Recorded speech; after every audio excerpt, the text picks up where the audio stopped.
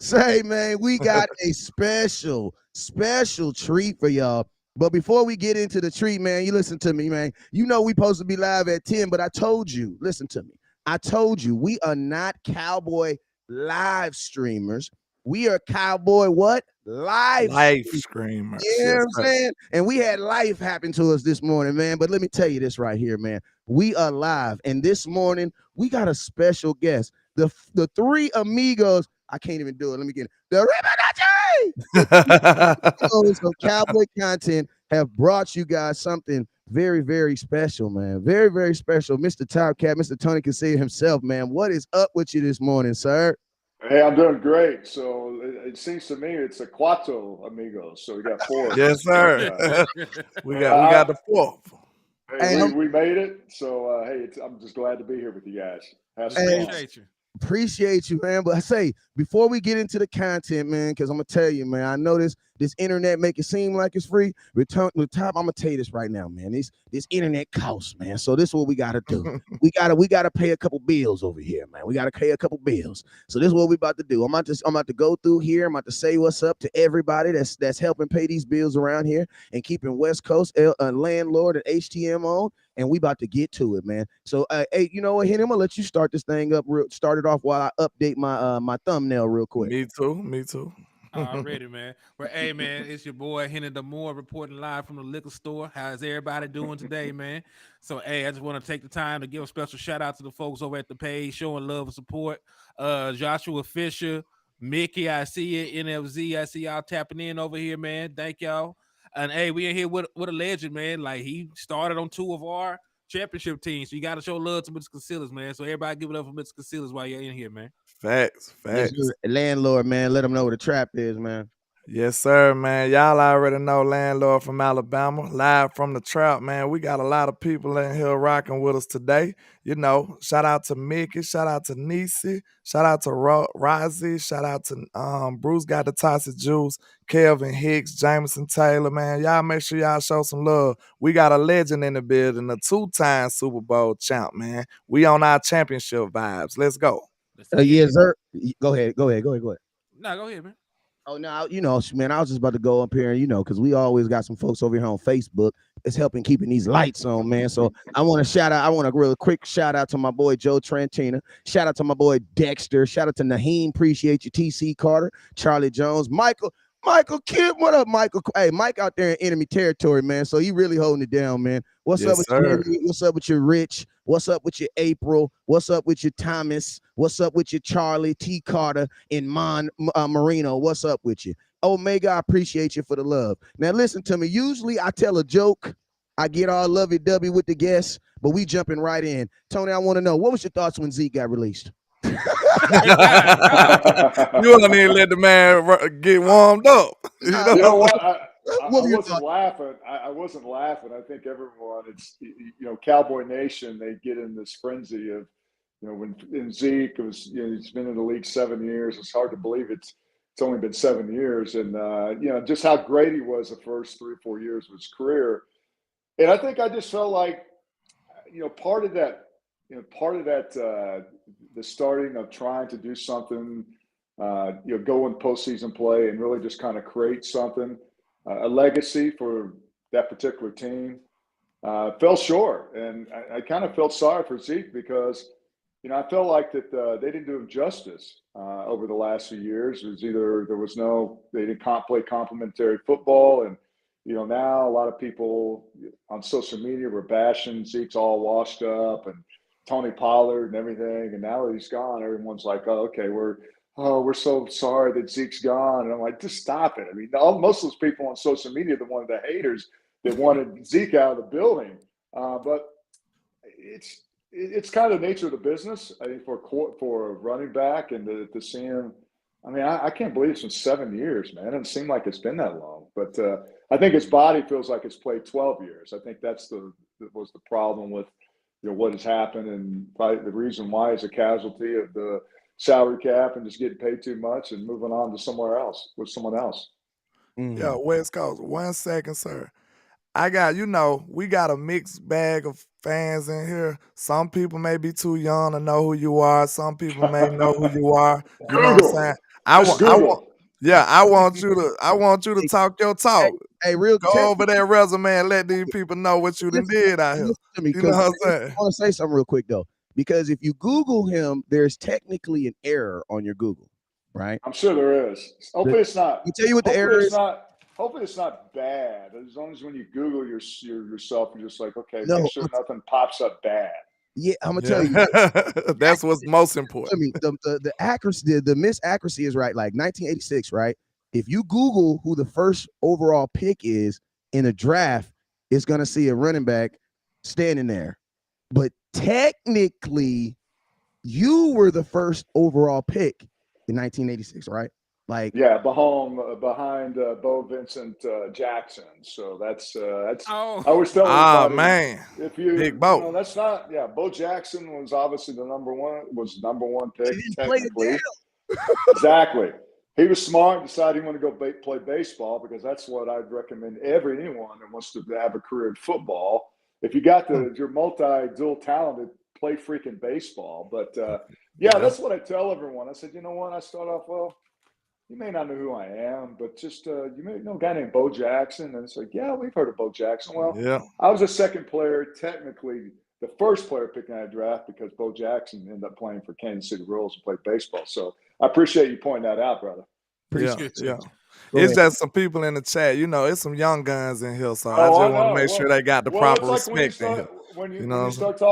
start talking about the Cowboys, and you start talking about when my era, when we won Super Bowls, are like, what the hell, man? It's like, well, who is this guy? I mean, the Cowboys, if you're a young generation Cowboy fan, it's been a long ass time since we've been back. So, Yeah. yeah, unfortunately, it's an ongoing joke. And what do you call a Dallas Cowboys Super Bowl ring? Old. Fact. So there you go. Yeah. Right. You know the irony of everything though? The irony is like when you were a Dallas Cowboy, right? You guys always had to go through the 49ers and you guys always handle business, right? So Oh, now yeah. you see the Cowboys or a team who get to the playoffs, and it seems like that same franchise that you guys used to dominate now kind of like has our number. Like, what are your like? In, you know, I've looked at your content, and I know you were very, you up to date on things when it comes to Cowboys and things like that. I want to know, man, if you had to sum up the last two Cowboy playoff games, why couldn't the Dallas Cowboys beat the 49ers like you guys were able to? Whether it be and think about this, T. We had an opportunity to play them at home and on the road. So we've tasted both sides of the spectrum, and both games basically ended the exact same way. So it's like if you're yeah, in the last play of the game. So I mean, if Jerry brings, if you're in Jerry brings you in, he's asking you, how do we get over this 49er hump? What are you telling this team, man? Man, I wish I've had $1 for every time a Cowboy fan asked me that question, because ultimately, it's hard to pinpoint it. I'll sum it up like this. I think when we played, obviously back in my era, we played great in big games. Okay. And seems like this generation Cowboy team, for some reason, whatever, lack of focus or whatever it is, they don't play great in the big moments. And I think that's a difference between really good teams and really kind of like teams that are just kind of there and really haven't proven themselves. And I think that's what we've been able to do. And I think there's a certain sentiment in the Cowboy Nation is like, we've been told this for several years, and yet when we get to the playoffs, we just don't play the level that we need to be able to play to beat teams like San Francisco. And really, that's the bottom line. I mean, it's really kind of a simple answer, because again, it's just it's frustrating. I mean, social media and people that talk about the Cowboys, and it's kind of the lightning rod for all the people talking about the Cowboys, and the relevancy of them, and how important how popular they are. But I think it's just the guys that really need to play great. For some reason, it doesn't resonate. And to me, those are the guys that you got to build. Your big guys, your big game, your franchise guys. those are the guys that have to play great. But then you need the role players to, sprinkle in there and make big plays. But that starts with the guys that are really the leaders and the guys that are supposed to play big plays in big moments. Right. So let me ask you this. Right. The first time that we played the 49ers, we sort of got ran off the field. We gave up, if I'm not mistaken, like 169 yards on the ground. And, I know as a defensive tackle, I believe your specialty was as a run defender. So what would you do to shore up this run defense? Because there has been an Achilles heel of this defense for the past several years. Great question. Well, I just saw Alex Arcon, the converted an offensive lineman. We were talking about this. You're taking someone's question, Tony. Yeah. You're taking someone's question right now. That's the answer. This guy's been playing is 6'7", 320 pounds, and then all of a sudden you're going to move him over to the defensive side of the ball. I mean, it may be the most brilliant move they've ever made, but I don't know. I think that you brought guys in like Neville Gallimore and really just hasn't done what the expectation. And I think now when you look at this defense, I mean, they've obviously went out and, Stephon Gilmore, they gotten players to really help the back end. But I think that's kind of where you're looking at now. It's like, what are you going to do to really help somebody that can take up space, can be a run stopper? And when I read that, I'm like, well, damn, I mean, maybe there's somebody out there they can draft.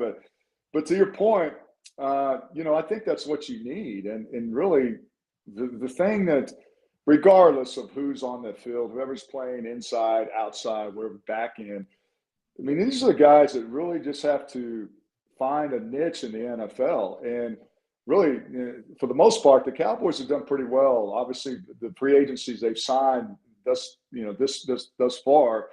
But, that's where you need the dogs, man. I mean, you need the guys that get down there and down and dirty, take up space, are nasty, have tenacity. All they want to do is eat blockers up. And those are the dudes you got to find. They're hard to find because, look, I want a dude that just blows it up and just continues to just work hard and just wear guys out. And, I thought Tristan Hill may have been a guy that could have been, kind of a cornerstone. But I think maybe in a draft you assess that.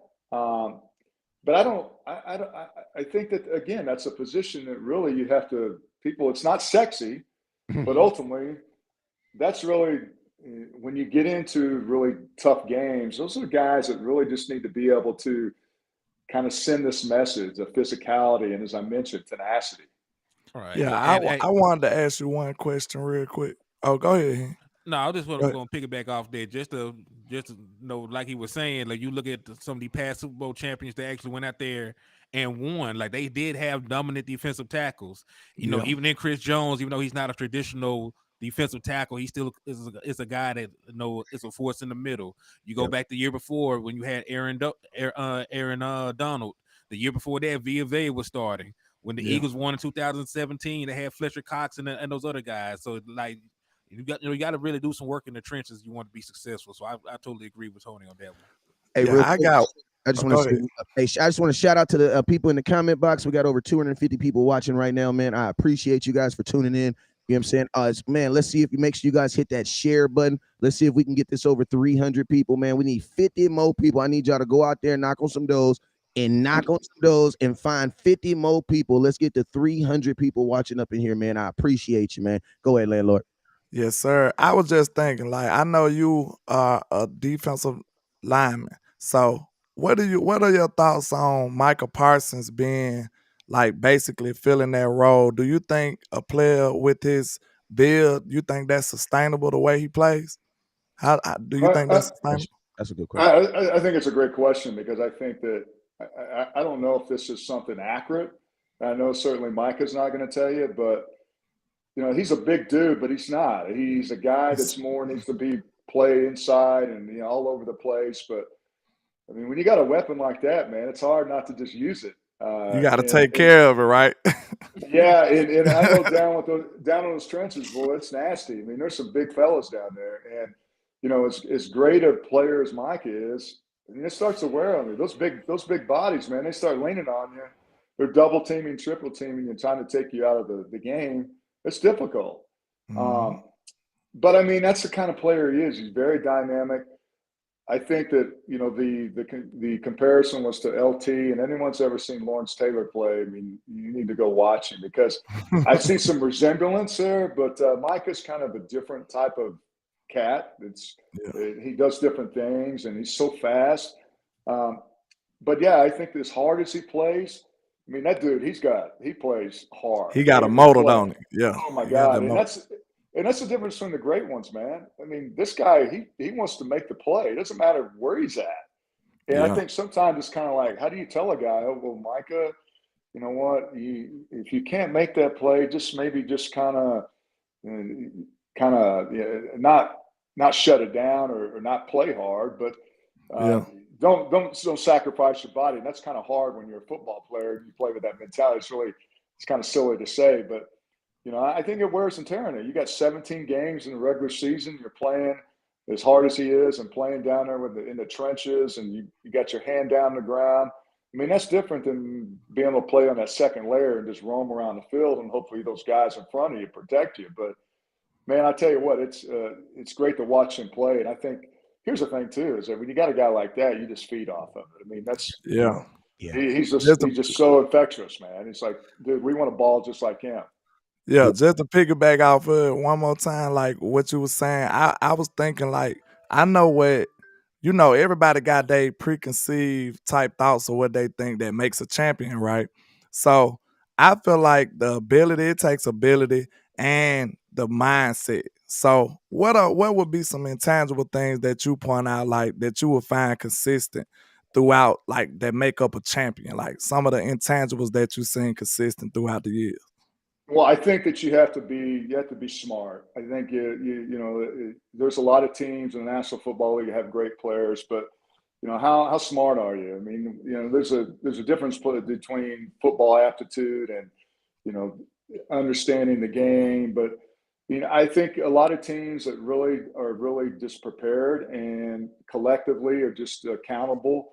I mean, those guys. I mean, it's all, you know. When I went to the NFL, I found out right away that it's not about being physical.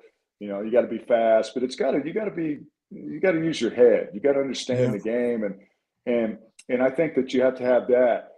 I think obviously you have to have a tremendous leadership, and I think that comes from your quarterback. You have to have a great quarterback that really makes the plays. And I think Dak got a lot of criticism last year, and rightly so. I mean, there's some times when, you know, there's a reason. That's what goes along. I mean, as much as I'd love to be a damn quarterback and have all the money and the glamour, man, there's a lot of criticism that comes along with that position. You guys know that. I mean, that's probably the toughest position to play in the NFL is be the quarterback for the Dallas Cowboys. But if you win, it's the best position, the best team to play on when you're great at that.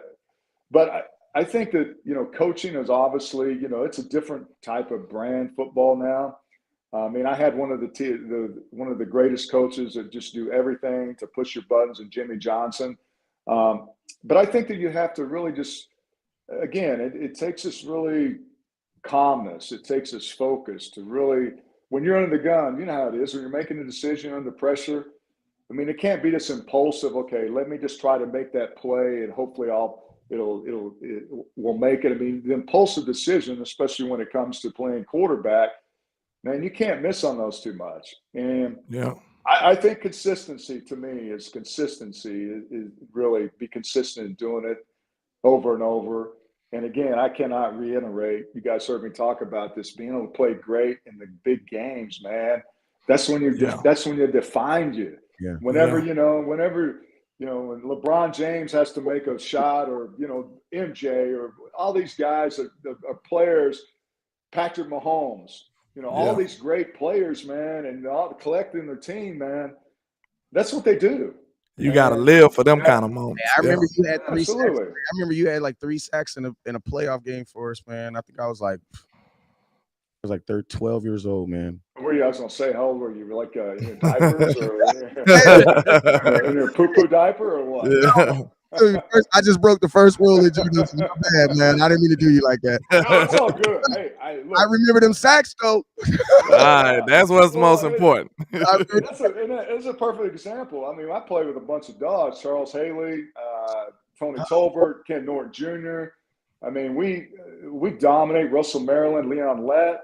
But you never knew when it was your time. It's like, hey, look, I want to be like that dude. I want to get my opportunity. And that's the thing about it. When you get your opportunity, that's when you got to take advantage, especially in those big games. Because we're talking about resume. I mean, hopefully they won't cancel culture or what you used to do when you played in the NFL or what you did championship. I'm just kind of, having a little fun with that. But really, they do not cancel those things. They don't forget the history of that, because you had your moment. You're in a big game. You had your shot. You got your shot, and hell, I took advantage of it. I mean, who knows in a game like that? You don't know if you're going to throw for 400 yards and have 3 touchdowns. And you don't know if you're a run stopper that has the opportunity to get 3 sacks in an NFC Championship game. So, man, that's a fun part about it right there, guys, is being able to have fun and just really just playing those big games and say, hey, dude, I want to be part of this too, man. I just don't want to, the guys that you expect the people to make plays. You want the role players, the guys that you don't hear their name a whole lot. Who's that? Wow, that dude just balled, man. He had 3 sacks in the game. Yeah. Well, I have a quick question for you, because since you did play at Oklahoma, you did play under Barry Swisher when y'all won y'all NCAA championship, and of course you played with Jimmy Johnson. So what's the difference in coaching styles there? Because I'm very interested in that. Wow, that's people ask me that question, and I think that those guys did things differently. I think Coach Switzer was kind of this calm leader. That was had a very charismatic, a tremendous recruiter, and just kind of resonated with everyone. And really, I think that to me is he didn't really feel like he had to do things that Jimmy did. Like if we lost a game on a road trip, he'd tell the flight attendant, "Don't feed them because they didn't win the game. They don't need to eat." I mean, that's kind of some of the things that Coach Johnson would do. I mean, he would just try to. He would look for their soul, like what I need to do to send a message. And I always asked him. I did a podcast. And I had him on. I asked him those questions. He goes, "Well, I just need you guys to understand the message is that I don't like to lose." I said, "Well, we don't like to lose either, Coach, but every once in a while you get your ass kicked." But I mean, but both those guys, Coach Switzer, he is such a tremendous dude. I mean, he is more, and not to say anything, negative against Coach Johnson, but I think he's more personable, and not personable because I think Jimmy has his own way of doing it. I think now he's kind of changed his whole outlook towards life as you get older. But I mean, I could call Coach Switzer and he'd be my lifeline right now. And he does that to a lot of his players that he's coached since he's been in the National Football League. And he knows everything. He knows what kind of beer when he's recruiting. He knows what kind of beer your dad drinks. What kind of your favorite food, your mother. What's her favorite color?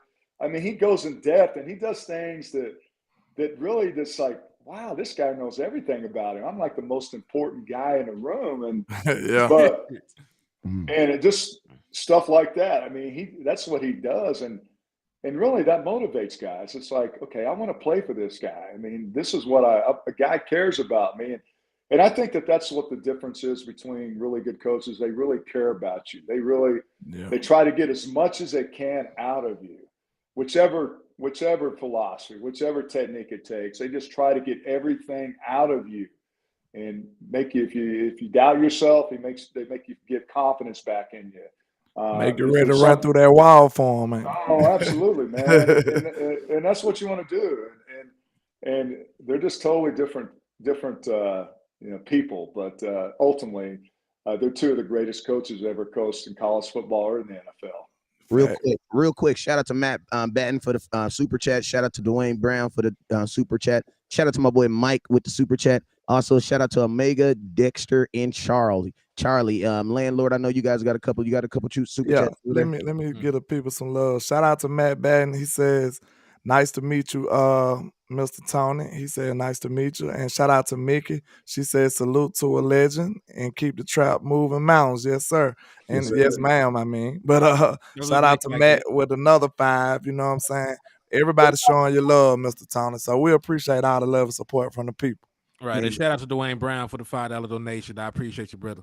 Yes, Yes, sir. Yes, sir. And since we, and I'm gonna tell you this right now, since we talking about donations and all this stuff, Mr. Tony, I need you to go put your wallet up because we about to dig in your pockets real quick, man. Is that what you're saying? All these good things about me to kind of set me up. Yeah, absolutely. I see how this is.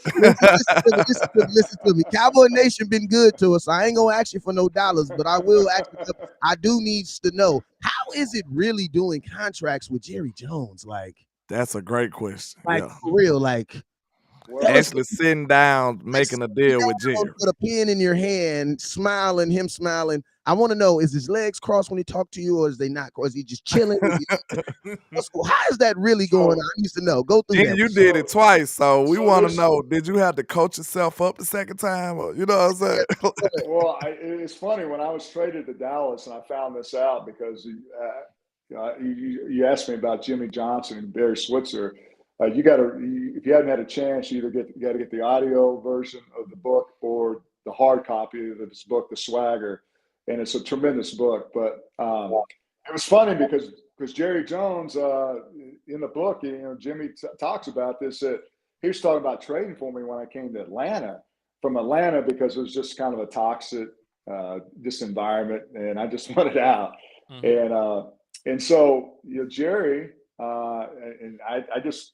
I just found this out when I was listening to the audiobook that Jimmy was going to make this trade for me, and so they made the trade for me. He called me and said, "Hey, Tony, we're going to bring you to Dallas." I'm like, hell yeah, I'm there. I cannot wait. Mm-hmm.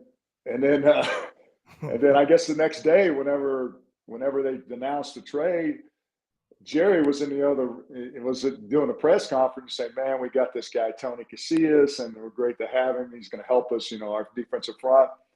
He said, "Hell, he didn't even know who Tony Casillas was." So it's like, but that's what, here's the reality of it. It doesn't really matter. I think Jerry is such a personable and just a salesperson, but brilliant, obviously. I mean, the success of the franchise.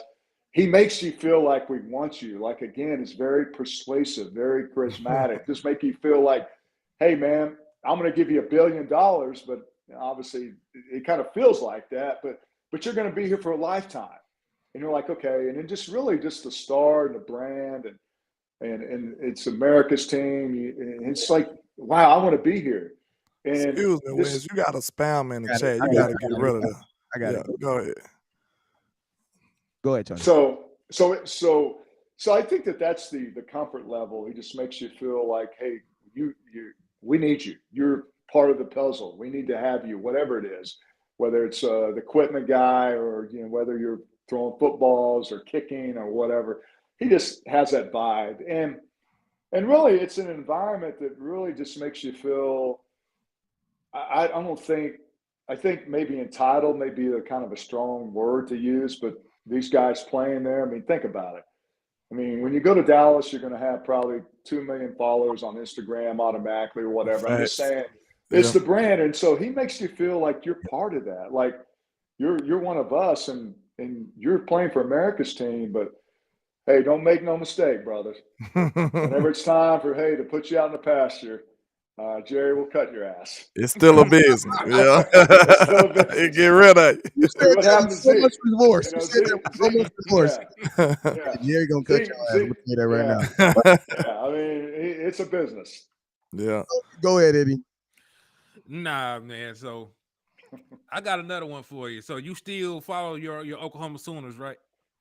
Yeah, I do. My son's getting ready to graduate from school there, so we'll see after that. But yeah, my money still goes to OU. Yes, your question. Hell yeah, I follow my Sooners. All right, so let me ask you, what do you know about Eric Gray? Eric Gray, is that the running back, correct? Correct. It's coming out. Yes, well, I mean, I saw him play. I don't really. I think he's got a lot of moxie to him. I don't know. I haven't followed him to this point. I think he's obviously coming out in the draft, or has he got one more year? I don't know if he's declared or not. He's supposed to be coming out. He went to the combine. Okay, but I haven't really heard much about him. All I hear is Bijan Robinson, it seems like. But I mean, I like the kid. I mean, when he did at Oklahoma, when he had the chance to run the football, I mean, he showed up and showed out. So I think that the running back position is kind of elusive now because it's the shelf life of it is not that long. And but I like the kid, what he did at Oklahoma. And I think you look at some of the running backs that played in the NFL, I mean, they've done well, but you didn't really get to see enough version of him. But I think that he's got a lot of characteristics that can really make him a good NFL running back. And I think obviously he'll get his shot somewhere. I got a question because this is just I can't let this go. I can't let this go. I just cannot let this go. I'm sorry. I can't let this go. You said a couple minutes ago, and you don't got to speak on any examples of anything that happened, but I just want to know when you say an organization is toxic, we're talking about $1 billion organization. What is your definition of a? Because when I think of toxic, I'm thinking about my baby mama. Like, oh my god, like her, like instantly came in my head. Like, wow, I didn't hear nothing you said after the last 5 minutes. You know what I'm saying? I want to know. We're all in those toxic relationships, right? Yeah, Like stay in, we get the hell out, right? Yeah. I want to know when a player says then an organization is toxic. What is an example of that? Like, you know what I'm saying? Or, It's the way they do things. It's the way that it trickles down. It trickles down from the ownership to the locker room. And for me, when I talk about that, I talk about an organization. All they care is making money and not spending money. I mean, there's organizations that maybe spend money, but I don't know, maybe in the building, it's the attitude. It's like any environment, work environment, right? I mean, if people aren't positive and really just sound like thinking, okay, 12 games in a season, our season will be over because we're going to be out of the playoffs. And then people are thinking about what they're going to do in the off season, not really thinking about what they're supposed to be doing. And really, look, and I think people have a hard time understanding that because it's like, okay, dude, you're making $4 or $5 million a year. How can that be toxic? Well, I mean, I know that's great, but in any job, you get paid. But if you're not happy doing it, then you come to work, you're negative, you're kind of bitter, and you're like, oh, I'm doing this because I'm getting paid. Well, we all understand that starts to affect your performance and your motivation, people around you, and then next thing you know, the coach loses a team. Guys are against each other in the locker room, and no one does anything about it because the bottom line is that the ownership may not go out and spend the money. They might not bring a coach in that they think that won't get out of their comfort zone, or fraternity of hiring coaches, and they don't change things up. I think that's the issue that a lot of people, when you go to any organization, if they're going to change new ownership, then that usually means they're going to have a different type of outlook, a different type of vibe, different type of philosophy. And I've been in an organization where there was no end to that. And look, I mean, it's a game, and you get paid a lot of money, but ultimately you're getting out there and getting the hell beat out of yourself, and you're going to work. And look, I'm not feeling sorry for all these dudes that are getting paid a lot of jack. I'm just saying, once you get in that vibe where, damn, man, I'm dreading going to work, and that's when you become, then that's not a very good environment to work in. And so to me, there can be toxicity when it comes to that because no one understands that. And all they want to do is like, hey, I want to get mine.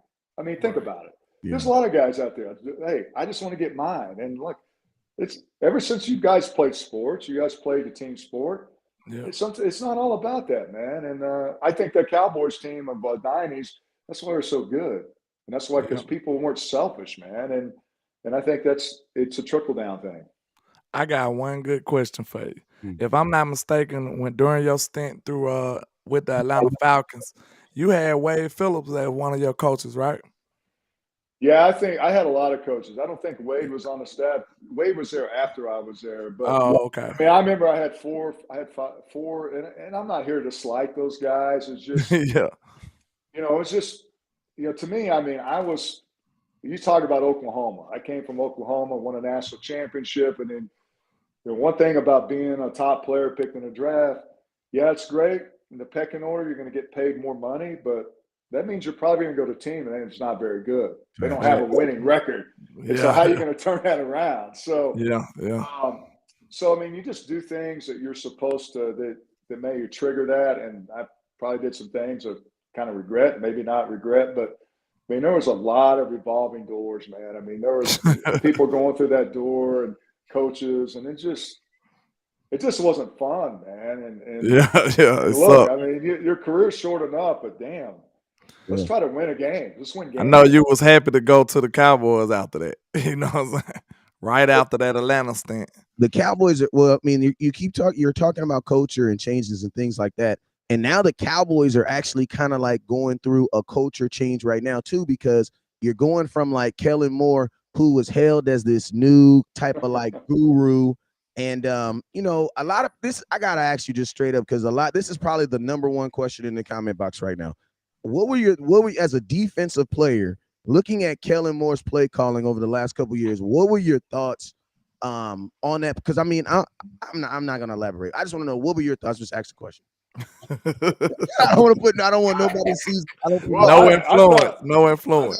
I thought McCarthy was calling the plays because he always had. I don't know if that was kind of like his nervous mechanism, but he had that play sheet, and he had it. Seemed like he always had it with him, and I don't know if he was able to override any decision making. I think Kellen Moore.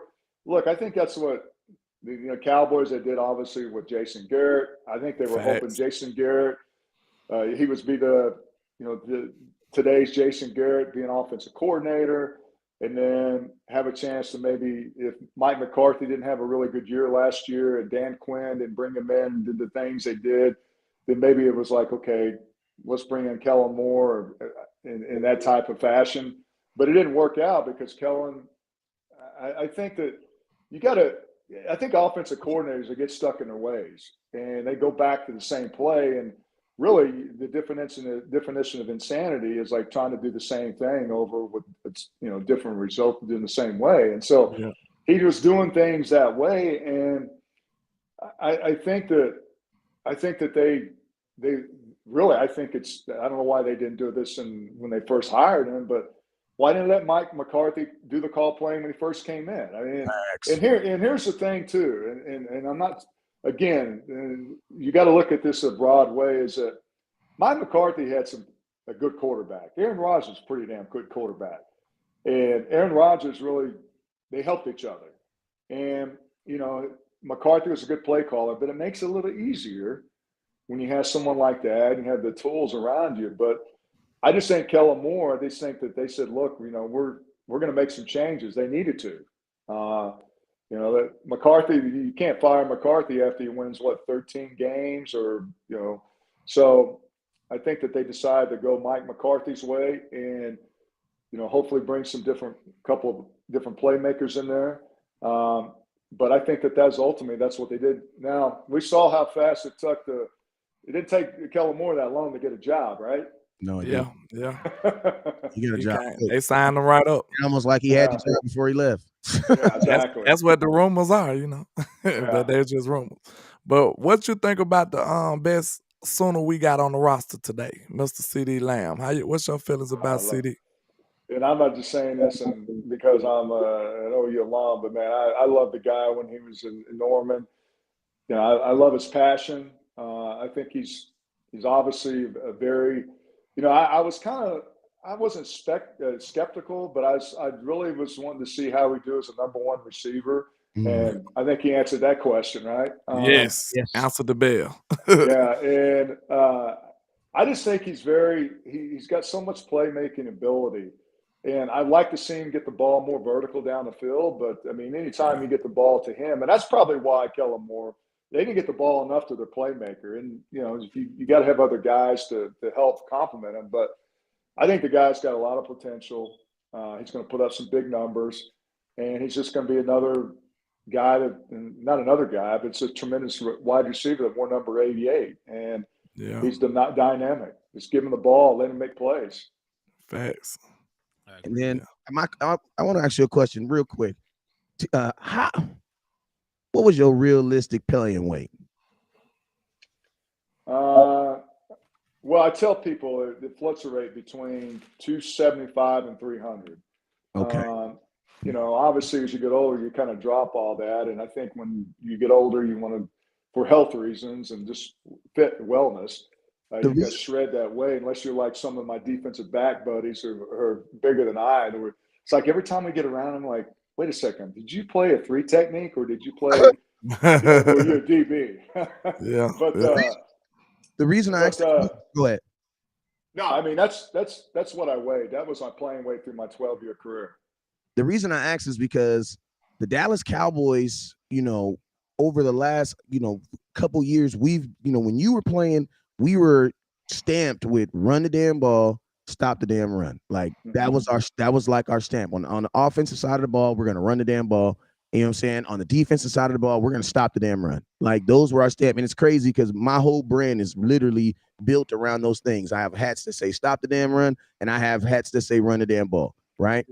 Now, and we both got them on right now. You know what I'm saying? And now the Dallas Cowboys, like it almost feels like they don't really value stopping the run. You know what I'm saying? So I want to know, like, because I know you watch the Cowboys. Is it a defensive tackle situation or is it a linebacker situation? Like, which if you had to improve one of them, either the defensive tackle position or the linebacker, which would you do to get us the most quickest success? Because it's almost getting our stamp that we can't stop the run right now.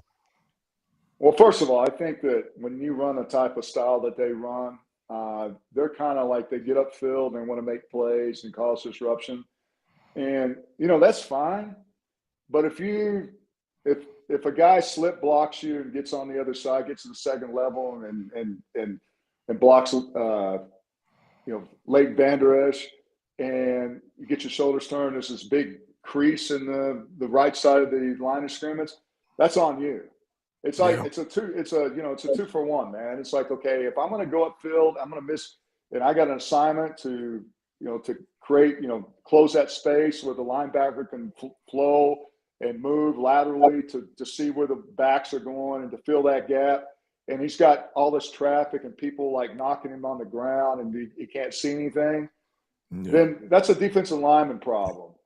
I think to go back to Jalen Smith, I think sometimes he played so reckless and so with so much energy, he loses his mind. And I think that they got some smart linebackers, but really it's all based on the guys up front because you have to hold that gap, and then after that, you go to the ball and you just make the play. You haul ass and you just play with your hair on fire. We definitely need Neville and also Digazur to play better. Yeah. Yeah, I mean they got a little soft in the middle. I'm not gonna lie to you. I mean they got you can't be soft, and it takes an attitude too, man. It's like, dude, this is my responsibility. They're paying me to be a freaking run stopper. Okay, I play first and second down.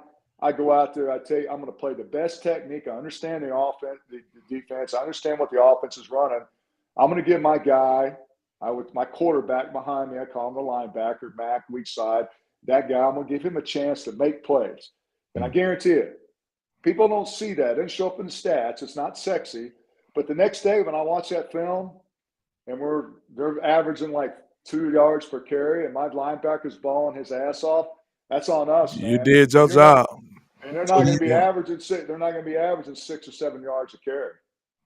And that's been like, I think it's crazy, man, because I don't think y'all ever had a time where y'all not your linebacker, but your safety was like your free safety, strong safeties were like tops and tackles.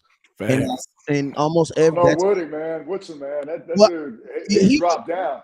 I hear you though. I understand. But for the Cowboys, it's like Woody was just a different. He was a different breed. Yeah, and shout out to him because he's getting I love the fact that he's getting his accolades right now. You know what I'm saying? That's absolutely. You know what I'm saying? And it's perfect because the position needs it right now too. You know what I'm saying? But it's like you have guys like Donovan Wilson, who literally is a pseudo linebacker for the Dallas Cowboys.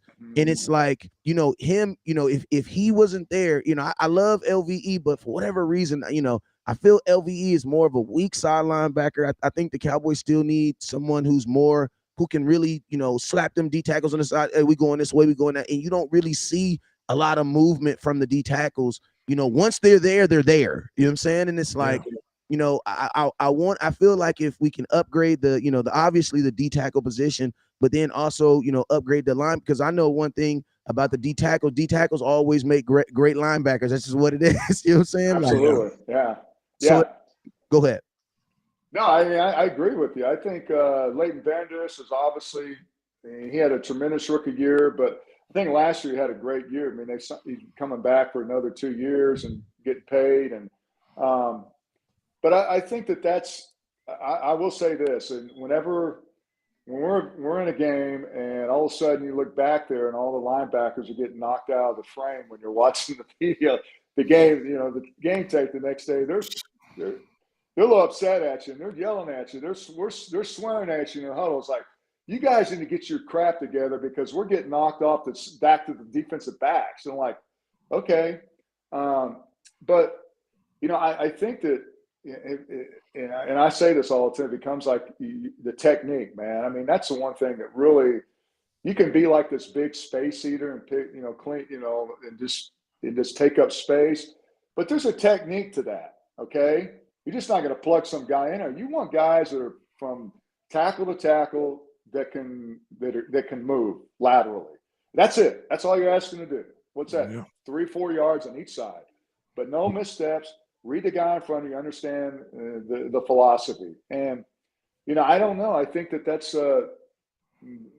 I thought that they had depth at that position, but once you start getting some guys banged up, it really kind of just accentuates some of the things that you're struggling with. And really, I mean, those linebackers in San Francisco, man, those some dogs there, boy. I was just about to say, it's even dire for us. It's even worse for us because we got small safeties.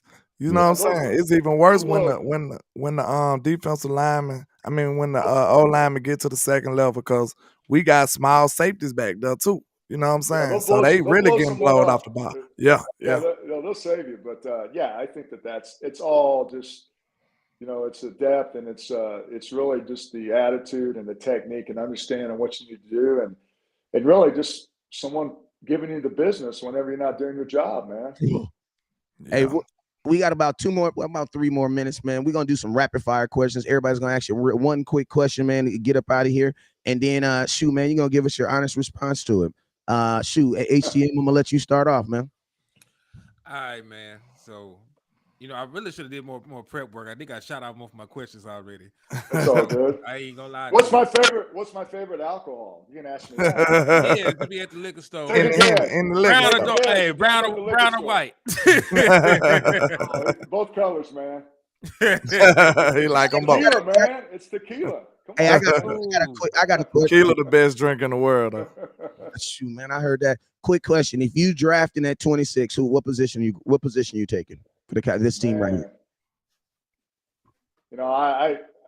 If there's a good defensive lineman available, maybe there. I think maybe that's the position you got to look at inside. I think it's the best player. But John Robinson, for some reason, I don't think he's going to be available. Me neither. Maybe, yeah. But I think you really got to find a player that you've done your due diligence on. If there's a wide receiver as crazy as, then trade for Brandon Cooks, I think someone that's really going to help you immediately, if that makes sense. And, it's as hard as that's to do, because everyone's been there and done that as a rookie. I mean, you contribute, you change, and, it's the transition. You don't know what these guys are going to do. I mean, that's the hardest part about it. It's really just hitting on the players you draft. But I would say a defensive tackle, a running back, another wide receiver, a linebacker. I mean, I think really ultimately this comes who's available that can help you.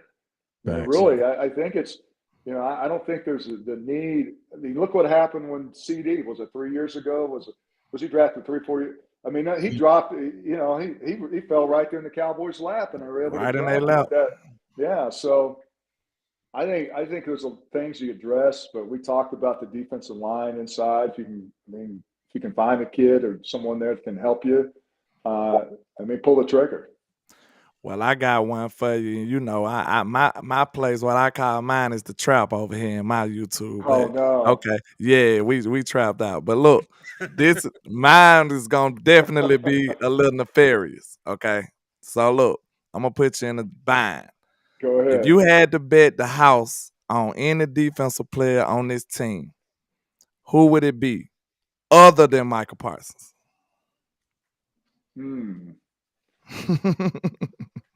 You know what? I love D-Law. I think he's I think he I don't think he gets enough credit. I mean, it's all about it's based on stats, and as a defense edge rusher, it's all about sacks. I Yeah. think he's a guy you can trust. But I like Trayvon. I think Trayvon with Stephon Trey Gilmore. Diggs. Oh, you I think, yeah, I like him. I think he's a guy that you can trust, and I think Leighton. I mean, it's all about guys that play consistent, right? yeah, yeah. And it's all about consistency. You know, they may not play great every game, but they play good, and they Yeah, make yeah, enough plays that it's gonna contribute to winning or even come close to losing, but almost winning. So I think that Dak. I want to believe in Dak. You said defensively, right? yeah. I So was saying defense. yeah, yeah, Yeah, yeah. yeah, yeah. But I think those guys. But really, I want to find someone inside that I can really just think. We need to find a player like Leroy Glover. I mean, we're going back to different, like Leon Lett. Look, guys that really Yeah, just yeah, cause a lot of disruption. yeah. But I mean, those two guys right there. I mean, they're you can count on those dudes. I mean, that's why they've Hey, been in the league, especially the Marcus Lawrence. I think the dude is from top to bottom, does everything, plays the run, and is a tremendous pass rusher. you got me with Diggs. I should have excluded him too. I got HD, I'm gonna let you go real quick, but I want to know, Tony, real quick, man. What are in 30 seconds, man? What are your thoughts on the Dallas Cowboys quarterback, man, Dak Prescott? He's got to be better. He's got to. I mean, I think that some of these wide receivers that are free agents and they want to go to different teams. I think it's based on who the quarterback is, because Dak. We give Dak a hall pass from last year, but I think is he good enough to lead him to an NFC championship? Yeah, but he's got to get better. He's got to clean up the mistakes, and he can't make those impulsive decisions. Ultimately, lead you to losing a football game. And I think he's a tremendous player, and without a doubt, an amazing dude and an amazing leader. You can't ask for much more. Okay, go ahead, HTM. Good point. Good point. Nah, man. So as you know, we are wrapping it up. So I just want to take the time out to say thank you to Mr. Casillas for coming over, showing love to the liquor store. So Yes, just know sir. that we will be live again later on today for a little bit because it's my anniversary, so I gotta show my wife some love. So Oh, nice! yeah, Congratulations. hey, I Happy appreciate you, anniversary, man. sir. Appreciate y'all. So yeah, man. So I will be live later on for about an hour. Just tap in over here at the liquor store, hit the like, the share, subscribe button. And I appreciate y'all. That boy said it's my anniversary, but I will be live later on. Your wife gonna be in there with that knife, man. Nah, he got one of the wives that understands. Listen to me. To be in this game, you gotta have one that understand, bro. They just said we just signed Ronald Jones. You got it. Oh my God. We just signed Ronald Jones. Is that true, Jumu? We'll Google it. Tony, I ain't about to start that right now. Not even about to start that. All right, guys. 420 yards to replace Zeke. I don't believe it. Tony, man, I appreciate you for coming in. I appreciate you for stopping by, man. I'm gonna be honest with you. They absolutely loved you, man. Anytime that you're available on Tuesday, man, we would love to have you on here, man, and to just have your information and your knowledge as far as the game, man. Is there anything you working on right now, man, or you just enjoying retirement, man? Let me know. Man, you can follow me on social media, Instagram, Tony Casillas, on Twitter, TC Casillas. Follow me there. I actually did podcasts. You can go to the YouTube channel and put in the Tony Casillas show. I think I have like 18 shows are archived I've done the last couple of years. You can find me.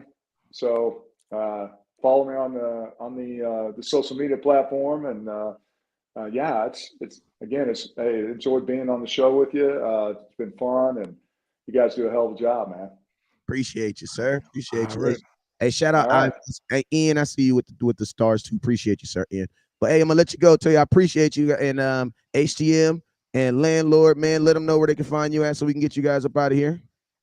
Already, man. I go by landlord from Alabama with the same handle on all social media, sir. Appreciate you coming through, Mr. Tony Casillas. All right. Thanks, guys. All right, you be blessed, sir. Man. God bless.